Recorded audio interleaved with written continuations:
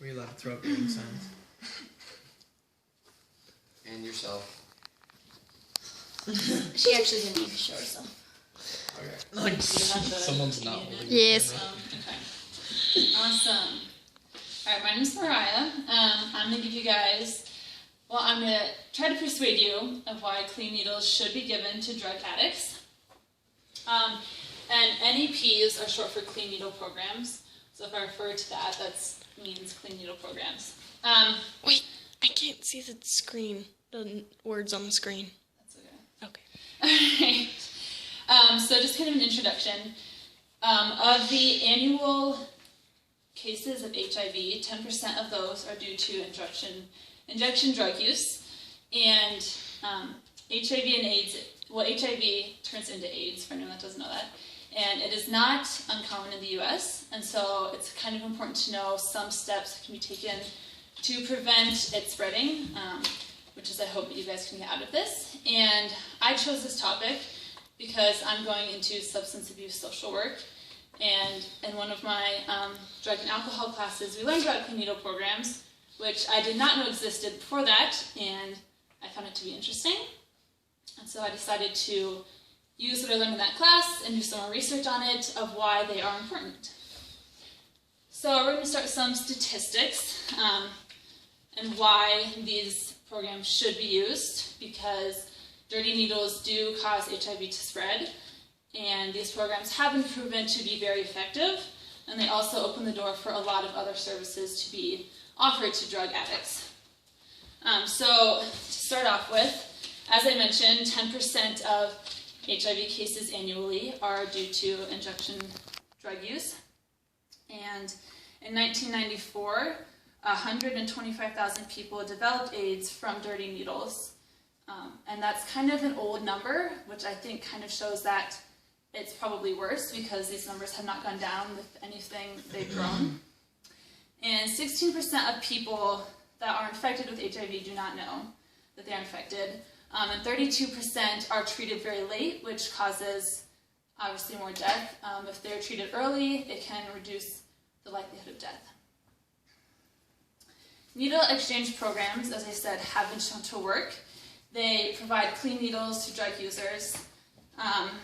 Some studies that have shown their effectiveness was one, again, an old study, but in 1994, in New York City, the injection drug users were studied and found that participants participating in the study reduced HIV by half.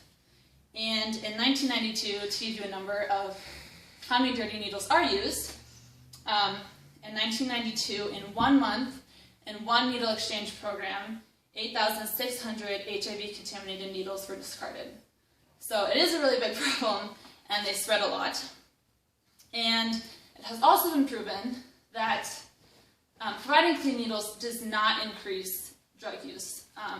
In fact, the World Health Organization said that NEPs substantially and cost-effectively reduce the spread of HIV among people who inject drugs, and do so without evidence of exacerbating injection drug use at neither the societal or individual level. So basically it's saying it cuts down the spread of HIV and does not increase the use of drugs. And kind of just to stop and think about it in a logical way, if someone is addicted to drugs and they want to get that drug, they're going to do it whether they have a dirty needle or a clean needle. And so either way, people are going to use these drugs with injection, and providing clean needles is just one way to help prevent the spread of diseases and other negative side effects of it. Alright, so NEPs are a good way for other services to be offered to drug addicts, services that they may not otherwise really get offered. Some of these include guidance for safe practices, HIV testing, referrals, as well as just in general treatment services. One of these programs is the WORKS program in Boulder County, Colorado, and it provides supplies such as clean needles, bandages, ointments, safer sex supplies, cookers, a lot of things, as well as educational services.